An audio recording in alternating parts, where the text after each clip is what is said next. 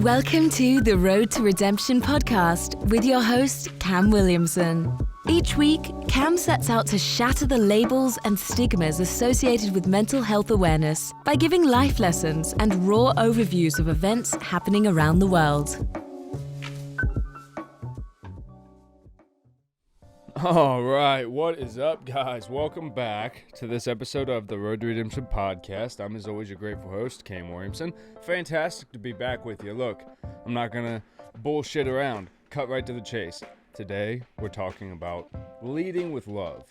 I keep talking about on this show how complicated everything is in the world and how nothing seems sacred and nothing is certain, and what do we build a foundation on? How do we grow? How do we find true happiness without, causing this big uproar in our lives all the time?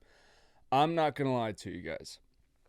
Last week, I think I was kind of dealing with some mental health struggles of depression, and I got to a place where when I was recording, I had nothing to say. Everything had gone terribly the week prior in the news and in my own life, and it was just nothing seemed to be able to slow down at all for me to even catch a grasp on, what could I do in any of these situations, whether it be societally or in my own life. And that's a really low place that we can get in life. And it's hard to call that depression because those are all warranted things to be upset about. Mass shootings, people being shot at parades, and family issues, and feeling genuinely hurt by the way things are going. And it's easy to start to feel powerless, hopeless, and down. So when I was talking, all I could think to say was, I don't want to do this anymore. And if you guys watch last week's episode, it just kind of abruptly ends. And that's because there was about 5 to 10 more minutes of that episode where I'm going, I don't know if I'm going to come back. I don't know if I want to do this anymore. I don't know if I want to be a part of this anymore. And everything just started to feel so heavy. And I sat back. I deleted that part of the episode because I know that this is what I want to do. I've said that forever. But what I decided was, on the road to redemption, I no longer have a desire to talk about people, times, things of my past. That's all there. It's recorded. It could be heard. I have to find a way to be a solution to the problems that we face in this world, really, not just the country of the United States, but the entire world, which is, how do we get back to leading in love? I'm not discrediting any hurt or traumas that anyone has gone through, but I think it's time, if you're able to sign on to YouTube and watch these videos, or get on to iTunes, or however you listen, you're old enough to hear the message of you can change. If you have become hardened, if you've become broken, if you've lost hope, if you look at people and genuinely are skeptic of whether or not people are still good, I think this episode is definitely going to be for you. Because I'll admit right off the bat, I'm not perfect at leading in love. I fail every day, especially with my kids. And that's because I love them, right? And, love, I've said this throughout, is subjective to every person. We can only love at the capacity that each one of us has to understand and reciprocate that. So if we're going to lead from love, what does that start with? Starts with no judgment at all. Now, this isn't a Planet Fitness type of no judgment where you're ignoring obvious issues that are right in front of you, because that's what they're doing. They're feeding people unhealthy foods because it's a very low costing membership. They know they're not going to show up, and if they do, they're coming for a quick walk on the treadmill, get a snack, and they're out, right? Now, again, that's supposed to encourage them to keep coming, and there's a whole double way to look at it. But when we're talking about leading in love, we're not talking about no judgment as in you can do whatever and I still love you. That could be a fact, but what I mean is there's no judgment in whenever I look at a situation, whether it be a mass shooting or a miscommunication in my home or something that's going on in my family that I just can't seem to figure out how I could even possibly be a source of help in it. I look and go, okay, there's two sides to every story. I usually only am getting or am having the perspective of my own from one side. So if I just try my very best to not see anyone as good or bad or anyone as a victim in a situation, but I can just look at every action, okay? Almost like you're investigating everything. This is what happened. Who is this person? What did they sound like? What was their vocabulary like?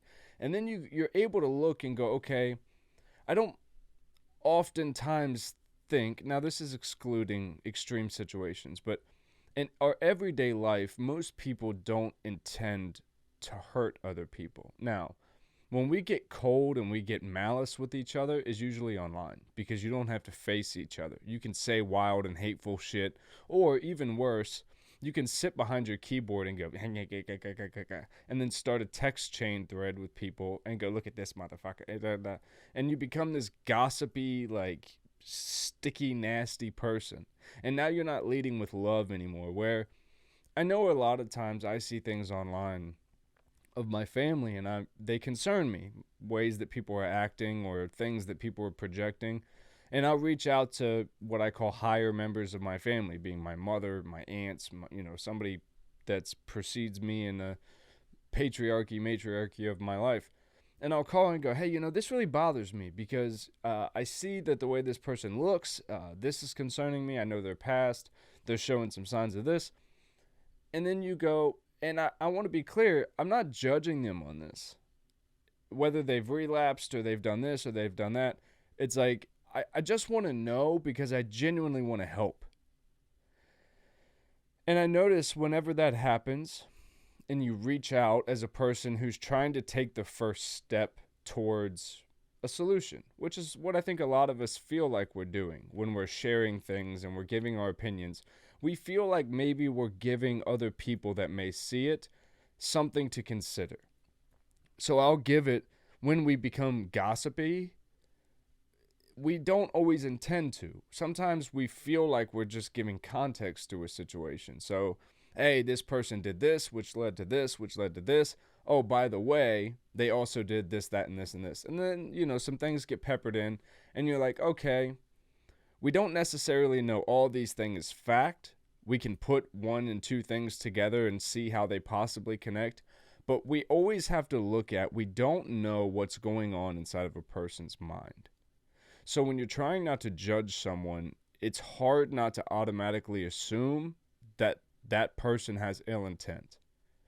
This was something I had to have drilled into me when I was going into Guantanamo Bay, because it was like, hey, and specifically, there were often times where we wouldn't know exactly what a person was alleged to have done, because then again, you'll treat them differently if you know. So people that have to deal with them every single day, it's one of those situations where it's not an ignorance, but you have to be able to look at this person as a human being to be able to treat them as such. And that's very, very hard to do when, stories go around. Again, things become known to people that just can't keep it to themselves. So then you become this big ball of empathy and emotion. And that's hard because now you do feel certain ways. When we're talking about abortions, when we're talking about women's rights, civil rights, when we're talking about financial collapses, gas prices, all these things that actually affect our day-to-day lives. We can no longer go, oh, we're just talking about some politicians. It doesn't have anything to do with us. All the shit that's going on in today's day and age is making people so confrontational. It does have things to do directly with our lives today. So I think we would actually be very irresponsible to just pack up my show and just take off and go, this shit's too hard. No, we have to be the change, right?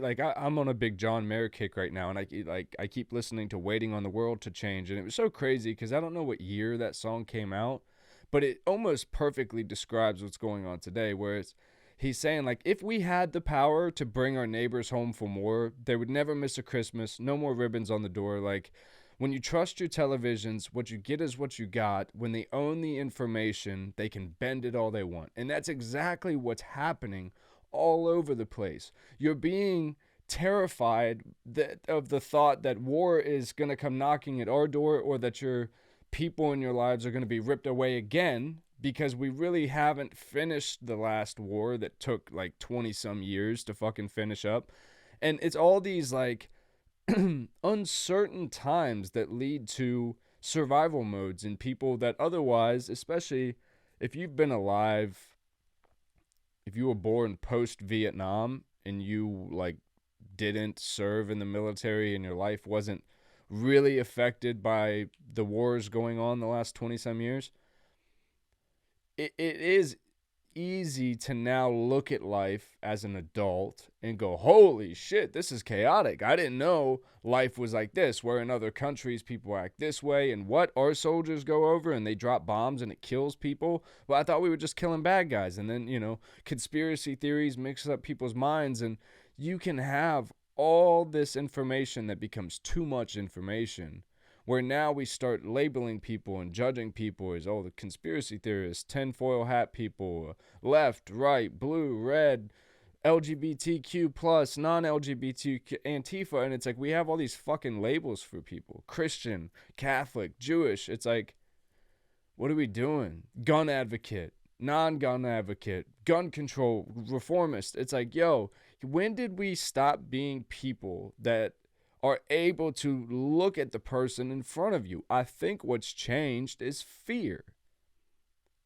We used to think that racism was basically bonded and grew in fear, that we were afraid of things that didn't look like us.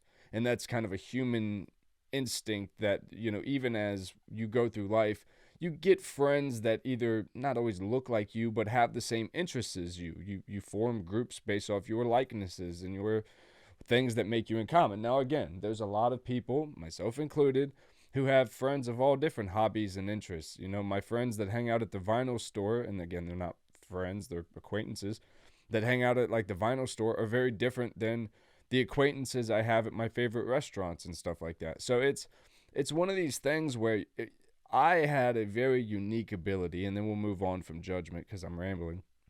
I had a unique ability when I joined the military. I got to meet all kinds of different people. Some from the South, some from the North.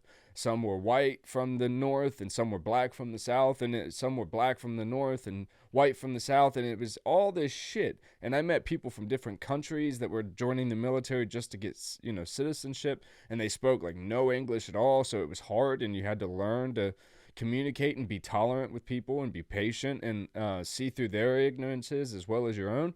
And it was a lot of things where that's where we'll move on is step one, don't judge people if you're going to leave from love. Step two, be willing to check yourself honestly. Check yourself when you're being ignorant. So we had a soldier, and his last name was Dat, D-A-T.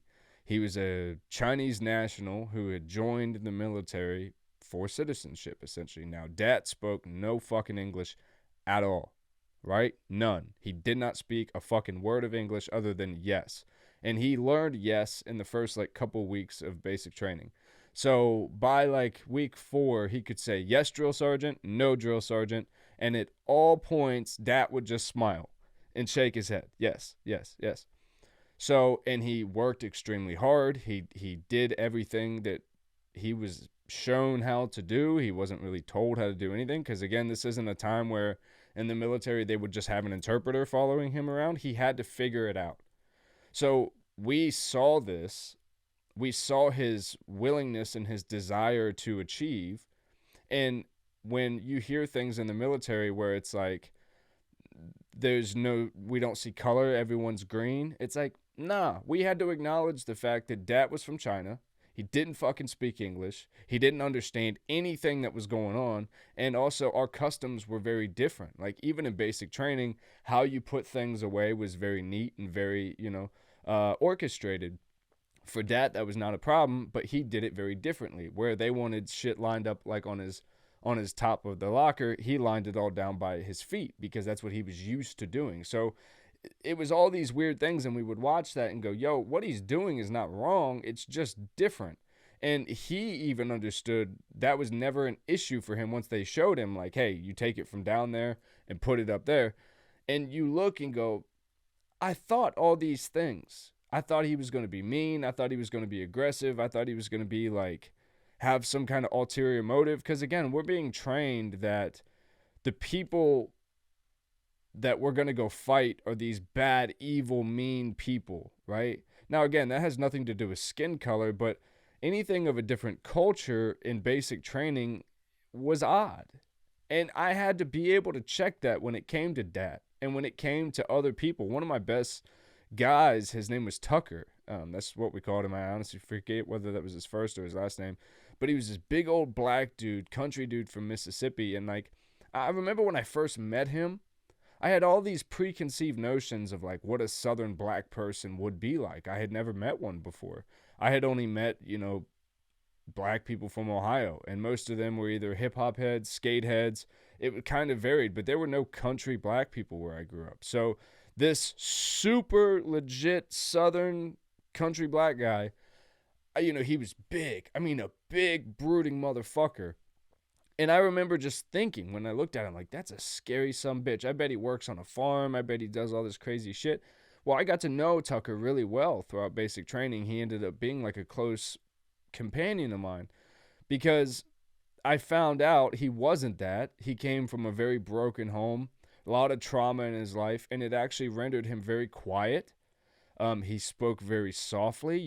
He had kind of a higher pitched voice, and it was kind of very like this. And Tucker had a lot of issues speaking and saying things for himself because he had never been allowed to before.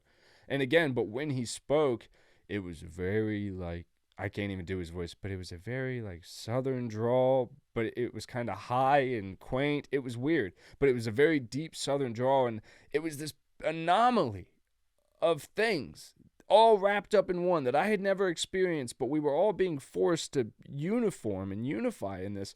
And I think that's where I gained my ability to go, I don't really know shit about other people.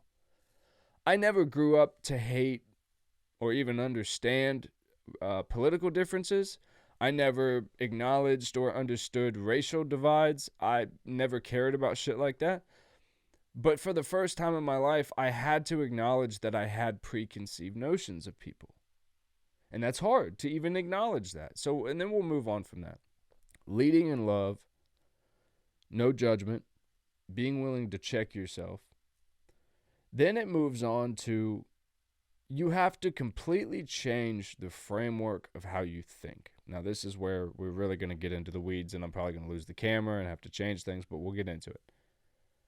Changing the framework of how you think starts with finding the things that you do in fact value. So, taking all the big topic controversial issues away from it. Look at your family. Look at your friends. If you don't have, kids and a spouse, look at your friends. Look at the people you value. Look at the things, your hobbies that you genuinely care about. And look at what happens when your time is interrupted with those things, or somebody damages something you really care about, or hurts someone you love. The amount of passion that you put into that, it becomes all-encompassing of the situation, because if you're listening to this show, I believe that you're actually a very powerful person, where we talk a lot of times about feeling defeated and feeling like we are powerless and hopeless. A lot of this is remembering how powerful you truly are, and realizing that sometimes you have to, again, take accountability, but realize when you've been toxic, when you've had good intentions. So showing up, coming from a veteran standpoint, again, showing up in a situation every single time with my wife and my daughter, or anyone in my life, where I'm immediately the type A, aggressive, I'm here, what needs to be, you go here, you do that, blah, blah, blah, blah, and I start taking control of every situation. Well, I had to realize that that was taking away the voice of everyone else involved that may also have a say in what's going on. So also, where I talked about in the last episode, where I try not to make everything a thing in my life, like a big thing where every time the kid falls, you're like, oh my God, oh Jesus, because I did that for like the first 2 years of my daughter's life, and I grew up a hypochondriac, and I've realized just in always being like, hey, be careful. Hey, watch out. Watch your head. I make her subconsciously this hypochondriac that's always worried that something's out to get her. So now she's almost 4, and I'm constantly looking at her going, hey, yo, you're fine. You're fine. It's okay. It's all right. And I'm like, I got to change the complete framework of the way she thinks now, because she feels like, because of me and my overprotective smotheringness of everything, which we can do when we hear about topics, we can feel like we need to engulf ourselves in. I need to make my stance known, because if I don't, then I just feel like I'm not doing the service of at least saying something, right? And that's how I felt when I was watching my kids play. And I'd be like, they're probably going to be all right, but if they fall and get hurt, I want to at least be able to say that I, said something. So do I really care? Do they get hurt? Yes. But I care more that I was going to be able to go, I told you not to do that. So then you learn to just start, again, by not having judgment. They're not trying to do anything bad. They're not trying to get on your nerves, something like that. Talking about situations with your kids. Then you take the judgment away. You hold yourself accountable and go, they're not really doing anything wrong. I am really just trying to have my say as a father in this situation, and I want my voice to be known, which is fine. But again, you don't have to die on every hill. So when you're reframing the way your brain works, sometimes it can feel like everything is survival. If I don't say this, if I don't stop this situation, you're going to be in danger, or something bad is going to happen.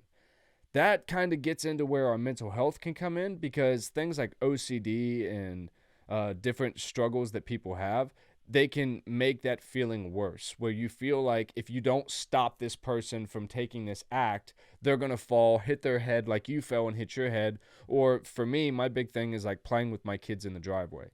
I hate it because I'm always afraid somehow they're going to find a way. Sorry, my nose is driving me nuts. I think I'm allergic to something on this. Every time I come in here, my nose starts itching like crazy.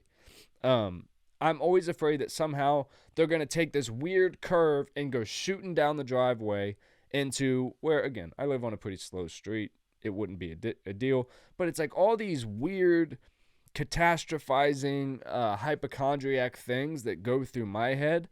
I'm trying now not to put them on my kids. And it's really fucking hard. So I've had to learn what's the most important to me is that I love my kids and that I give them a good childhood. How can I do that the best? I cannot judge what they're doing. I can hold myself accountable on my own thoughts. I can change the way I'm looking at this whole situation, where when I was growing up, everything was made to be a big deal, and everything I was doing was wrong all the time if it wasn't perfectly in line with whatever someone else told me to do. And I was like, I don't want my kids to grow up that way, so let me just let them be. Go, be. Hey, I'm going to tell you one time, please don't go near the end of the driveway. Okay. Now, if I have to address that again, that's a little different. I could still lead in love there, but it's now I have a legitimate reason to be concerned about you. Okay. So let's go there. When I have a legitimate reason to be concerned about someone, does that mean I have to call in all the resources, invest all my time, whether it's a relapse, it's a medical issue, it's a whatever? I'm watching someone kind of lose grip on, like on social media, and you're like, hey man, you all right? Sometimes you got to do that. And you go, is this a situation where this person is, and this is where we're moving on, is this person willing to receive the love that I have to offer?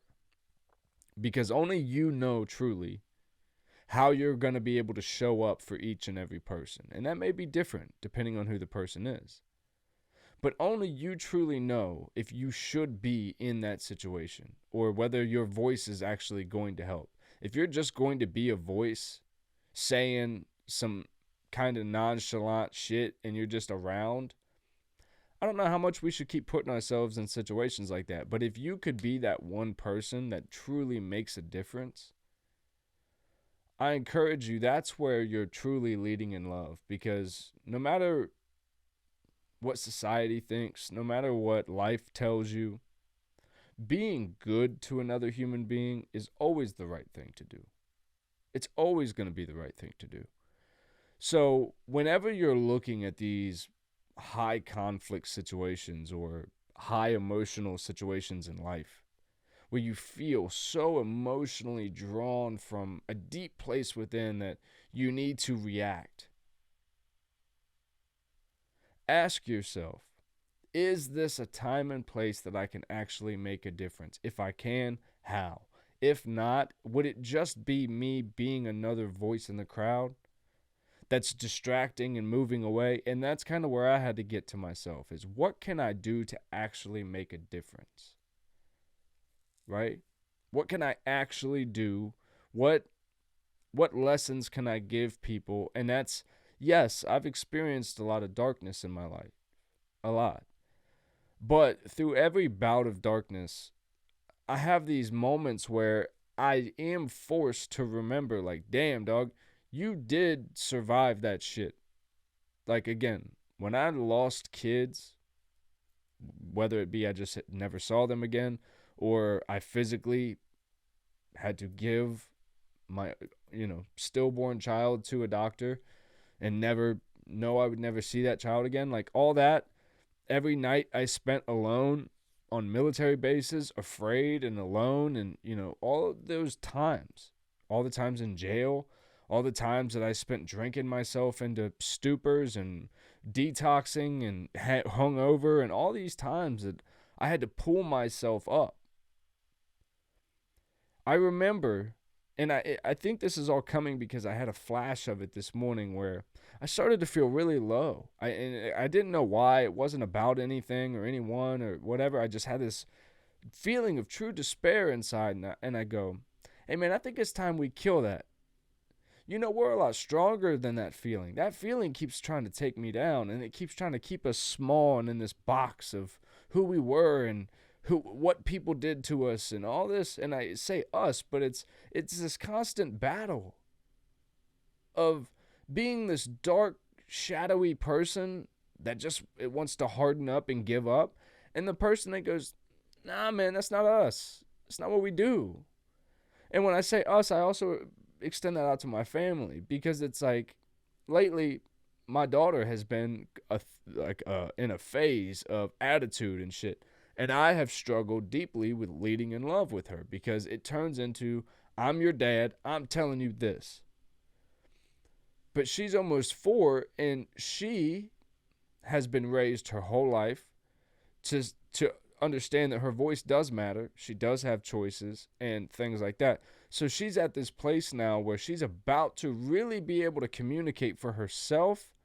She's learning how to manage her emotions and communicate them to the best of her ability, while she's not really able to do that great yet.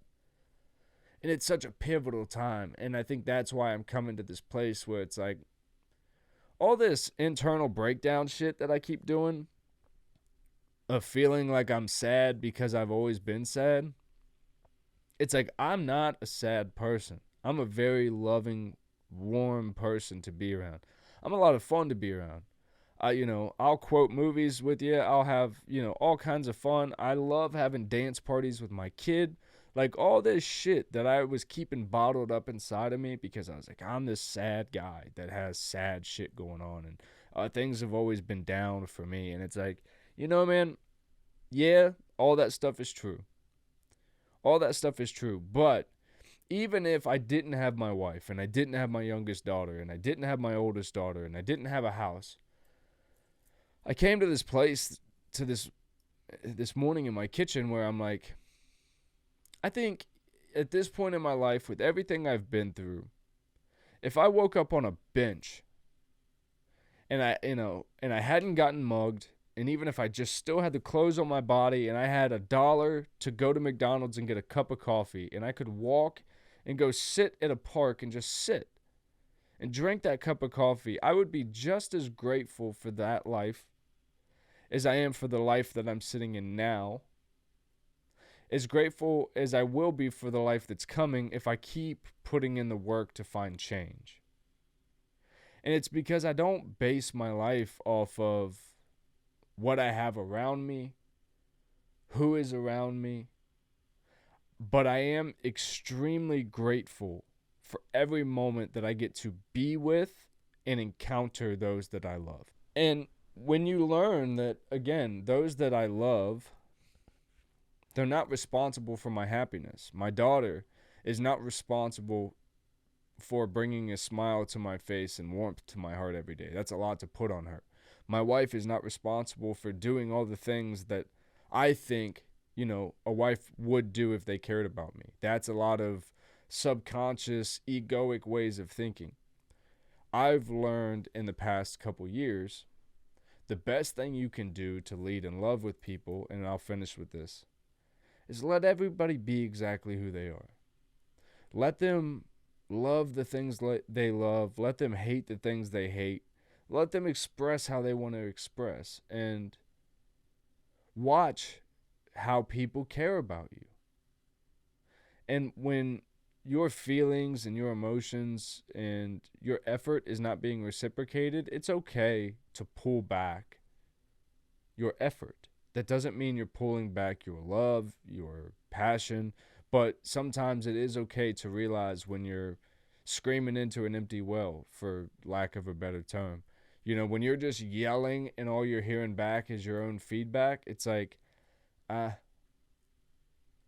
I think a lot of times I keep wanting to make this post on social media and I keep not doing it, where the post is essentially, it's like I'm having a lot of heavy emotions and thoughts that I should be processing, but I'm writing this instead. And I feel like that's what so many of us just do on social media, where it's gone past. We all saw the social dilemma. We know that every time you swipe, it's a new dopamine hit, and that's making you, it's giving you just a little piece of, oh, hey, look at that. And then the next one, oh, hey, look at that. And that's what keeps us stuck. But even the act of saying something, I'm declaring something on social media, post. And for a moment, you feel like maybe someone will hear me. Maybe someone will understand not just what I'm saying, not just what this post is saying, but maybe someone will understand me for a moment. And then you scroll and you see something that's opposite to what you believe. And you desperately want to be heard, so you think this person desperately wants to be heard. So now you justify yourself in saying or involving yourself. And how many times do we do that? And we're sitting here doing this. And your kid, your spouse, your mother, your father, somebody, your grandmother, is out there in the world or in the room with you, could totally be getting your love and attention. But you're invested in this world, this reality that doesn't exist, that you think you're changing. All the while, the people around you are feeling isolated, left out, and shut out because you're trying to make a difference. It's a question we should all ask ourselves. And I think if we could do that, the world would be a lot more loving and we wouldn't be so sporadic with our emotional outbursts. And with that, guys, I love you so much. Thanks for hanging out with me. Hey, shoot us a thumbs up on YouTube if you're watching it there. Give us a rate and a review if you're listening to us on iTunes or Spotify. Head over to the Road to Redemption podcast.com if you want to check out past episodes. Mad Mental Designs for all the merch that we got over there. Make sure you're subscribed if you want to see everything on YouTube as soon as we drop it. Hit that little dingy bell and it'll let you know. Love you guys so much, and we will see you on Wednesday.